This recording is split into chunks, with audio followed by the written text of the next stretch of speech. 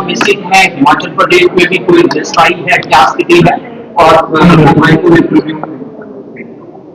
मैं सिर्फ इतना कहना चाहता हूँ कि नेपाल में जो त्रासदी हुई है वो बहुत बड़ी त्रासदी हुई है, बहुत बड़ा प्रलय आया है और सूत्रों के मुताबिक जो खबर मिली है 133 भारतीय नागरिक उसमें लापता पाए गए हैं। मुझे ये ज्ञान नहीं है कि इसमें कोई हिमाचल का कोई नागरिक उसमें से लापता है, क्योंकि अभी मुझे कोई सूचना केंद्र सरकार की ओर से प्राप्त नहीं हुई है। पर यह बहुत बड़ी क्लाइमेट चेंज का असर है। हमने 2023-24 में इस प्रकार की त्रासदी को सहा, 2025-26 की त्रासदी को सहा। मैंने उस समय भी कहा था कि क्लाइमेट चेंज के कारण हमारा जो वातावरण है थोड़ा बदल रहा है। आज इसका इफेक्ट हिमाचल में होगा, बाद में उत्तराखंड और जो भी हिली हिमालयस है उस पर इसका इफेक्ट होगा और जिसके कारण ये प्रलय आया है।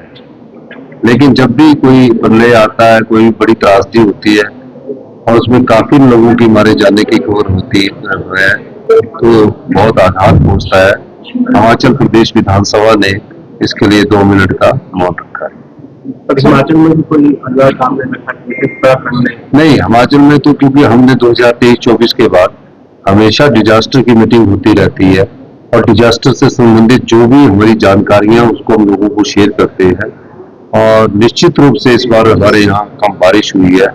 जहां भी तेज बारिश होती है क्लाउड बस्टिंग होती है और नदी के किनारे में जिस प्रकार से बाढ़ आती है उस समय हमारा अलर्ट भी पूरा होता है और पहले से ही अलर्ट हमारा बहुत पूरा होता है।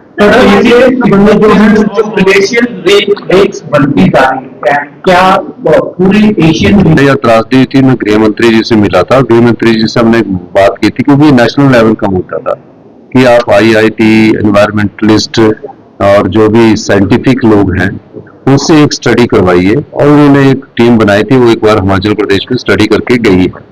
उसके क्या आगे रिजल्ट्स आए वो तो नहीं पता, लेकिन हम अपने अनुभव से कह सकते हैं कि जो क्लाउड बस्टिंग हो रही है उसका मेन कारण क्लाइमेट चेंज है और क्लाइमेट चेंज के कारण इसका इतना बड़ा नुकसान होता है। कई बार मैं देखता हूँ कि टीवी चैनलों में चला होता है कि लैंडस्लाइड्स हो गया। लैंडस्लाइड्स पहाड़ के नेचर में जब पहाड़ कटता है तो कुछ समय के लिए लैंडस्लाइड्स होता है और तब स्टेटा सेटल होता है, तो उसके बाद स्टेटा सेटल होने में टाइम लगता है। सर 1500 करोड़ का तो अभी इंतजार ही कर रहे, दिल्ली से चल ही नहीं रही हूँ। जब तक वो दिल्ली से चलेंगे नहीं 1500 करोड़ रुपए कोई अप्रूवल आएगी नहीं हमारे पास, तो उसको हम मान नहीं सकते कि दिल्ली से ये 1500 करोड़ रुपए चलेंगे। संबंधित नहीं है, वो कोई फोर्स नहीं है कि किसी को लॉटरी का टिकट खरीदना पड़ेगा। जिसकी इच्छा, जिसकी चाहत होगी वो लॉटरी ले, जिसकी इच्छा नहीं होगी, जिसकी चाहत नहीं होगी वो लॉटरी ना ले। इस प्रकार उन्होंने बात की है, उनके लेटर पर भी जाए प्रतिपक्ष, उसके लेटर पर भी गौर किया जाएगा कि किन मुद्दों को लेकर हमने बात की। मैं प्रेजेंटेशन ली थी, एक ग्लेशियर के कारण वहाँ लेक बनी है जो काफी सालों से बनी है और हमारी स्टडी उस पर काफी हमारे डिजास्टर प्रोन एरिया ने उसको स्टडी की है और निश्चित रूप से जब कोई लेक बनती है तो हमेशा से थोड़ा सा खतरा तो रहता ही है। मैंने उसकी पिछले दिनों में बैठक हुई थी और हमारे जो ग्लेशियर स्टडी करने वाले अधिकारी है, भारत सरकार से भी हमको उसका पैसा मिला था। कुछ जगह ग्लेशियर कम हो रहे हैं, कुछ जगह ग्लेशियर जो है बढ़ रहे हैं, तो अभी देखना पड़ेगा कि क्या परिस्थिति है, अभी देख के ही इसको बताया जा सकता है। गलत सवाल जी ने टोल से संबंधित मनाली में एक क्वेश्चन पुटअप किया कि जब रोड ही ठीक नहीं है तो हमारे से टोल टैक्स काय का ले रहे हैं। मैंने उस संदर्भ में कहा कि मैं NHAI के अधिकारियों से बात करूंगा और बात सही है, जब रोड ठीक नहीं है तो फिर वो काय का पैसा ले रहे हैं। दूसरा बात मैं ये कहना चाहता हूँ कि एक और तो हमें कहा गया है कि जो 2 लेन पोर्शन बनाया है उन्होंने, जो भगवार से ज्वालामुखी, नदौन, कोलवी, घुमारवी तक है, उसमें 16 किलोमीटर के पैच के लिए भारत सरकार ने ये कहा है कि अब इसकी लैंड एक्विजिशन का पैसा आप दीजिए और हम 4 लेन बनाएंगे।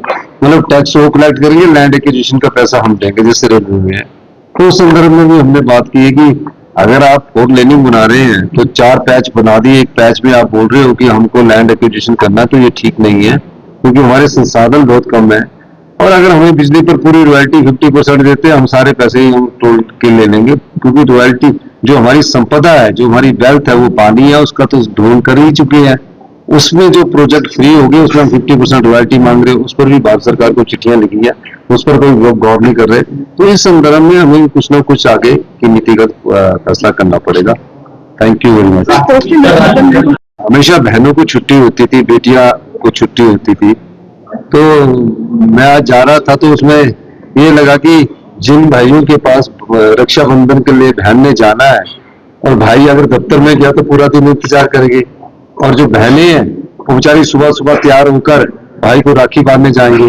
तो इस त्योहार की महत्वता को सोचते हुए और इस त्योहार की बारे में सोचते हुए हमने कहा कि भाई बंधन होता है, रक्षाबंधन के साथ भाई बंधन है कि भाई का घर में ही ना मिले, अब तो दफ्तर चला जाए तो बहन पूरा दिन शाम तक इंतजार करती रहेगी।